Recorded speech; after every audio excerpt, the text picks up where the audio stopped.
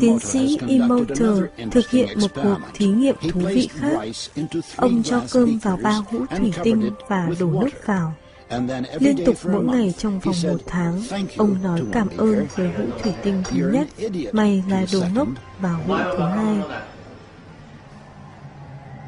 Và hũ thứ 3, ông hoàn toàn không làm gì cả.